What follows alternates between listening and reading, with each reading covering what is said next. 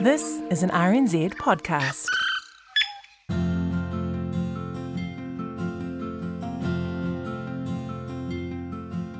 Rightio. Welcome to the long way home. This is Bruce Hopkins. Thanks for tuning in.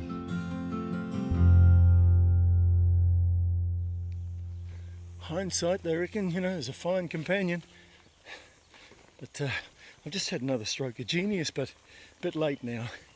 Should have shut up about losing my father and brother's ashes. Bought the very same pouch, which I have. Just carried on with the walk.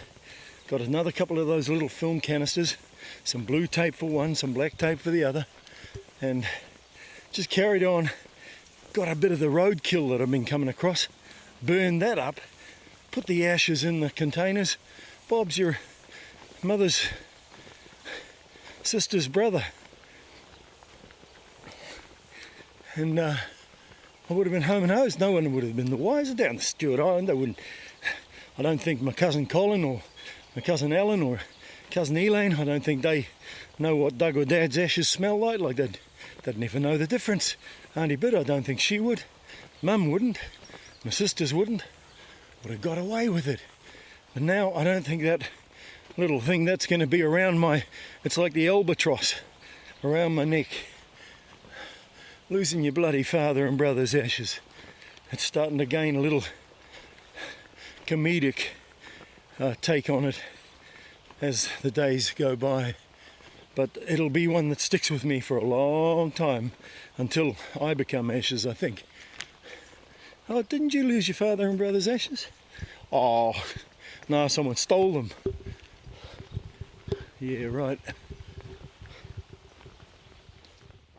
This is quite a stunning sight. Little strike of lightning just then. And I can see what...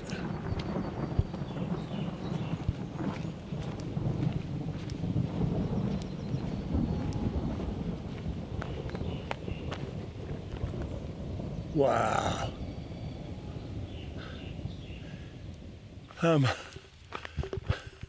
I may have spoken too soon because I'm eyeing up a big... Oh no, I'm running out of trees. I was looking at these trees that I could run under should the heavens open up. It's really still up there. But it's interesting because way back, 1973, I was head prefect of Takapuna Grammar, and I had applied at the end of the previous year to be an AFS student, inspired by I think she was the head girl, had come back from being an AFS student. She gave a speech at an assembly. So I applied. I duly got accepted. And of course, think, wow, Los Angeles, New York, San Francisco, yoo-hoo. United States, here I come. I ended up on a farm, pig farm, with some dry stock, corn and soybeans, smack bang in the middle of Iowa, 5 miles out of the nearest town. And there were two towns combined called Tama, Toledo, 5,000 people. Had the best time of my life that year. Didn't see the ocean for the year. Swam once, I think. Not in the county lake, but in a swimming pool in town. And I'd been a New Zealand schoolboy representative water polo player, and I'd won a medal at the New Zealand Surf Lifesaving titles prior to that sort of thing. So not seeing the ocean for a year of swimming was a major. But the kind of things I got to experience, I got there with a couple of weeks before school started. So with my brothers, I went out detasseling corn. We earned money going out as a detasseling gang. And one day we saw clouds like this roll in.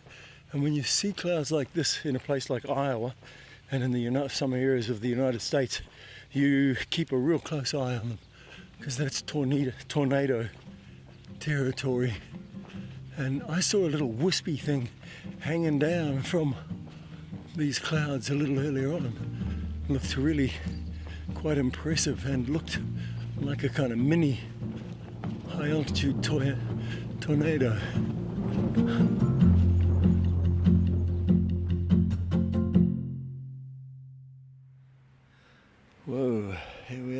Tron, having a day off, man. Sunday. Oh, so it's very nice, just chilling. Had a lie down. I'm still feeling pretty knackered. That 11-hour day, Rangiriri through to Ngarawawahia, with the last 5 hours of it being slogged through the hakarimatas. That was full on, and I know I've got a few of those days coming up. Dehydration is my big question mark, and without going too icky on it, my dark coloured urine is the sign. It's a sign of blood, which the kidneys release when you're dehydrated or you're doing ultra distance kind of athletic type stuff, which is definitely what some of the days we're doing on this trail is, and when you're doing it day after day in particular. Just got to really be careful of the dehydration, especially with this weather now. It's cooking. About to do some remedial work, Yeah. Yeah.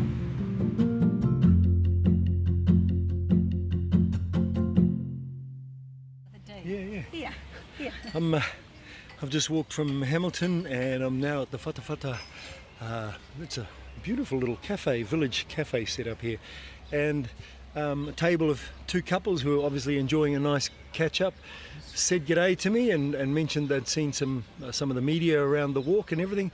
Darylyn and John, and we've got chatting, and Darylyn, I think you've got some sort of story you could tell Kiwis about getting out and enjoying stuff while we can. Yep.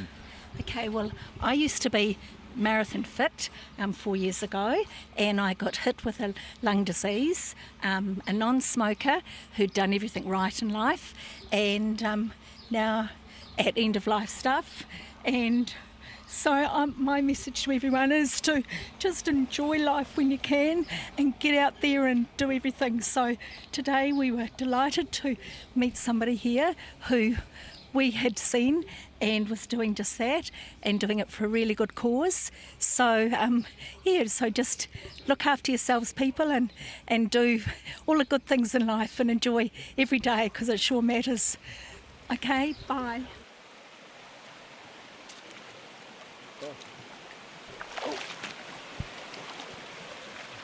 Maybe I'm more of an exhibitionist than I like to think I am, but it's just coming on dark. I got to the Kaniwhaniwha River. Oh, and I am in my I'm in my 62-year-old birthday suit, and I thought I had to share this with you. Oh, I had to come down to the river and have a bathe. That was a hard out day. Oh, yes! All my winter ocean swimming's paid off. I can handle this cold water. Oh, it's so beautiful. Yeah!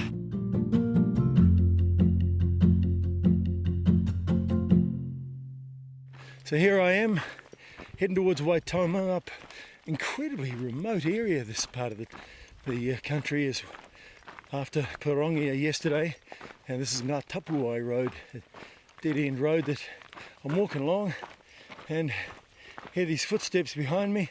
Here's this mad bugger, Curly. So Curly, I saw you at the top of Parongia at the Pahotia hut, and you are just full of beans, man. Tell us what you're doing. Oh, hey, I'm having a crack at a speed record for running Te Aroa. For fastest known time. Which is? The fast hikers do it in about 110, 120 days. I'm doing it unsupported, so I'm looking at about 80 days, 85 days. Holy crap. Yeah. And what's the purpose for doing this? Is it just a personal challenge, or? It's a combination of personal challenge, mental health awareness, which I'm a huge advocate for, and just putting the awareness out there and just how tough things can be. Now, in speaking with you briefly up at the hut, you didn't have a lot of time to prepare for this, did you? No, I only decided about 2 weeks beforehand, and then I was up to Cape Reinga on the 11th of November, That's when I started, and it was a bit of a. I was in a bit of a dark place, and needed to get myself out of it. And I thought this would be the craziest, best thing to do. Goldie. And Katie. Call me Sheep Wrangler. So here we are. Call me Sheep Wrangler. We're in the middle of Tikawiti. Goldie, Katie, Sheep Wrangler. Sheep Wrangler. Yeah, there we go. Newly acquired name. Yeah. So, let's hear. So tell us your mish, Mr. Super Light Man. What's going on? What did I say? This is the second trail that I'm doing. I hiked a long distance last year in America on the Pacific Crest Trail. And so I'm not completely new to this, and for some reason I decided to do 2 challenges for myself. One challenge was to try walking in sandals, and also just I like the minimalist idea, and at the same time also to try to take as little stuff as possible, just to challenge myself. And I really got into that, and I weighed everything, and I sewed my own backpack. Actually, the red one, I sewed myself. But I didn't the straps. One strap is slightly longer than the other, so I just a couple days ago I said, all right, forget it. I'll get a new one. And you're chowing down on a very, very nice wrap over there at the moment. So, what's the food situation been on trail for you? Yeah, I got a foot injury, so I had to get rid of everything that I don't need to survive. So I don't bring a cooker because my cooker, the gas, and the pot, the 400 grams. That's not so much, but at the moment I try to survive without a cooker, and it's good. I love the wraps, and there's salami in it, and apple, and dates, and hummus. Yeah. It's pretty fancy. It smells good. Yeah, it's pretty good. Yeah. Another Australian, 2 at the table. Lincoln's here as well. I'm from Wollongong, Yeah. and I suppose my only challenge is not to pay for any accommodation and just camp.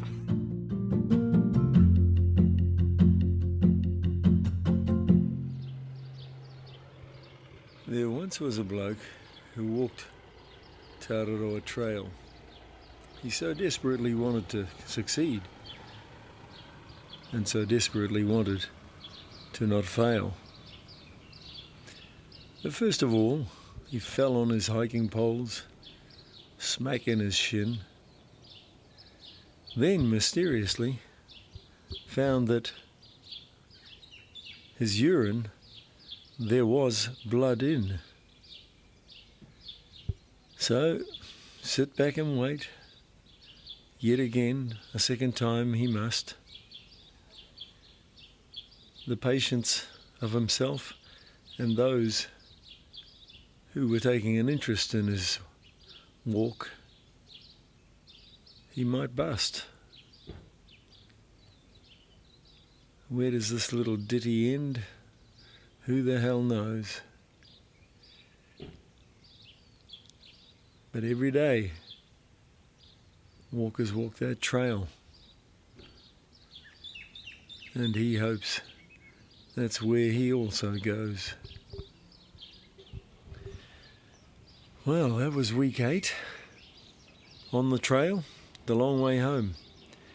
I have no idea where this is going to end. I've got to await blood tests. I've got to see what the recommendation of the doctor is. He's a tramper himself, so at this point in time he has said, do not carry on because there are no services that you can call upon should my condition worsen. I'm going for the record, the longest ever through walk of Tauraroa. I don't know if you can call it a through walk anymore, actually.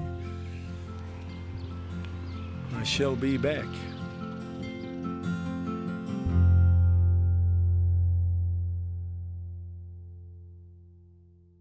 The Long Way Home is produced by Bruce Hopkins and Justin Gregory. The executive producer is Tim Watkins. The engineer is Jeremy Veal.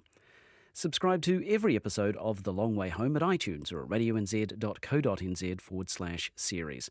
And while you're there, please rate us. That way more people get to hear these stories. If you go to the Long Way Home webpage at rnz.co.nz, you'll find an interactive map that follows Bruce as he walks Te Ataroa.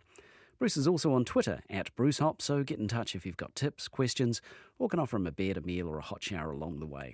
You can also email him at thelongwayhome@radionz.co.nz. While you're waiting for the next episode, head over to the podcasts and series page on RNZ's website and check out our latest series, Pants on Fire, all about lies, liars, and the lies we all tell. In the most recent episode, host Duncan Smith tells us the truth about all the lies in fiction. Next time in The Long Way Home, we hope Bruce is back on the trail, but I guess you'd better listen in to find out. The Long Way Home. Whenua, whakapapa, whānau. Follow us.